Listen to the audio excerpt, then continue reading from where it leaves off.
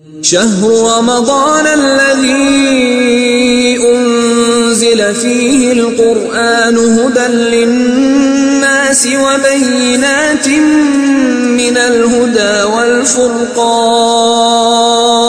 شهر رمضان الذي أنزل فيه القرآن هدى للناس رمضان کے روزوں کی یا کوئی شخص اگر روزہ رکھتا ہے اور پورے رمضان روزہ رکھتا ہے تو اس کی کیا جزا اس کو دی جائے گی؟ پیغمبر اسلام کا ایک یہودی سے ایک دفعہ مناظرہ ہوا تھا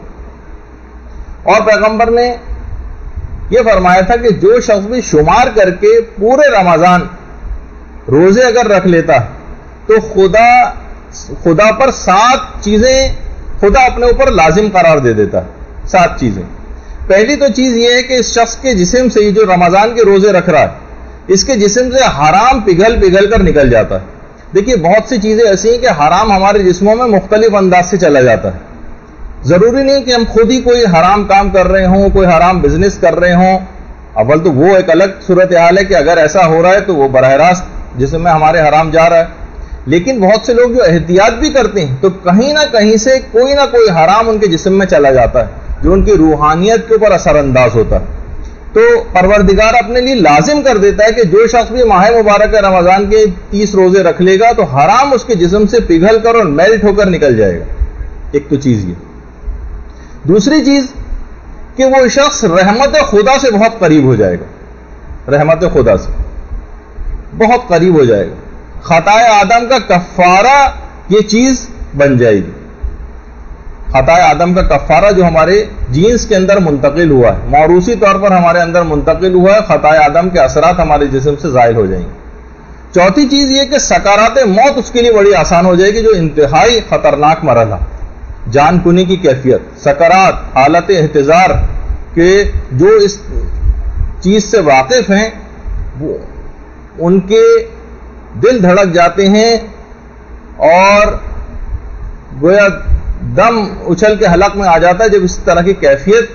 کے متعلق سوچتے ہیں جو سکرات موت۔ تو سکرات موت اس کے لیے بڑی آسان ہو جائے گی جو 30 دن کے روزے اس طرح سے رکھ لے گا یا پورے مہینے۔ قیامت کی بھوک اور پیاس سے اس کو امان مل جائے گی۔ قیامت کی بھوک اور پیاس، یہ اتنی شدید بھوک اور پیاس ہوگی، اور خود اس کی ایک الگ کیفیت ہے۔ جب ہمارے ہاں دروس منعقد ہوئے تھے موت کے سلسلے میں، تقریباً 50 درس ہو چکے ہیں اس موضوع پر، تو اس میں جب قیامت کی تفصیل آئی تھی تو قیامت کی بھوک اور پیاس اور کیا طریقہ کار اختیار کریں کہ وہ بھوک اور پیاس وہاں پر نہ لگے، اس میں اس سے بچنے کے طریقے بھی بتائے گئے تھے۔ تو اس کے اندر سے ایک طریقہ یہ بھی تھا کہ ماہ مبارک رمضان کے روزے مکمل رکھنا۔ ایسا نہ ہو کہ معمولی باتوں پر، ابھی جس کی تفصیل آگے آئے گی، نزلہ ہو گیا، زکام ہو گیا، سو بخار ہو گیا اور ہلکی پھلکی سی کھانسی ہو گئی تو بس اس کے اندر روزہ چھوڑتے چلے گئے، بس ذرا سا۔ اور یہاں پر تو اس قسم کے افراد بھی، ڈاکٹر حضرات بھی اتنے لاپرواہ، دین سے لاپرواہ اور لاؤبالی ہیں کہ ذرا سا ان کے پاس چلے جائیں تو پہلا ان کا جو وار ہوتا ہے وہ ماہ مبارک رمضان کے روزوں ہی کے اوپر ہوتا ہے اور فوراً مشورہ دیتے ہیں کہ روزہ نہ رکھیں۔ تو ان کی کوئی قابل قبول بات بھی نہیں کہ اگر ڈاکٹر دیندار نہیں ہے، مسائل شریعہ سے زیادہ واقف نہیں ہے تو بہت زیادہ اس کی بات کے اوپر اعتبار بھی نہیں کیا جا سکتا رمضان کے روزوں کے سلسلے میں۔ تو بہرحال قیامت کی بھوک اور پیاس سے انسان محفوظ ہو جائے گا۔ جہنم سے برات اس کے لیے لکھ دی جائے گی، اب جہنم اس کے لیے نہیں ہوگی، برات لکھ دی جائے گی جہنم سے۔ اس کے علاوہ اگلی چیز جو پیغمبر نے فرمائی کہ جنت کی طیب غذاؤں کو کھانے کا استحقاق پیدا ہو جائے گا۔ جنت کی طیب اور پاک غذائیں کھا سکے گا اگر یہ رمضان کے روزے مکمل کر لیتا ہے۔ اور یہ بھی کہا جاتا ہے کہ پروردگار عالم کی جو صفت صمدیت ہے یہ اس کے اندر پیدا ہونے لگتی، بے نیاز ہونا۔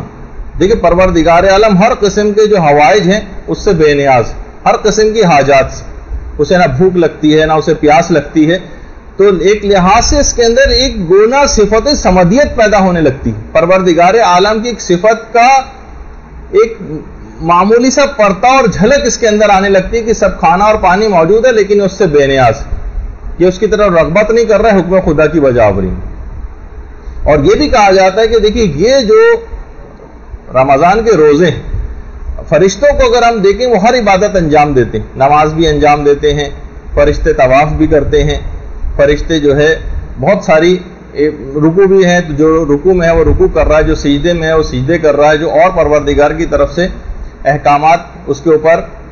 فرض ہیں اس کی بجاوری کر رہا ہے. کہا جاتا ہے کہ فقط ایک عبادت ایسی جسے فرشتے انجام نہیں دیتے اور وہ ہے روزہ. فرشتے روزے کے ثواب سے ایک لحاظ سے محروم، وہ اس چیز کو انجام نہیں دیتے. تو ایک لحاظ سے جب فرشتوں نے اعتراض کیا تھا پروردگار پر کہ پروردگار تو ایسے شخص کو زمین پر خلیفہ بنا رہا ہے کہ جو زمین پر جا کر فساد کرے گا، تو پروردگار نے کہا تھا جو میں جانتا ہوں تم نہیں جانتے. تو ایسے فرشتوں کو یہ بتانا بھی مقصود تھا کہ دیکھو اس طرح کے افراد بھی آئیں گے جو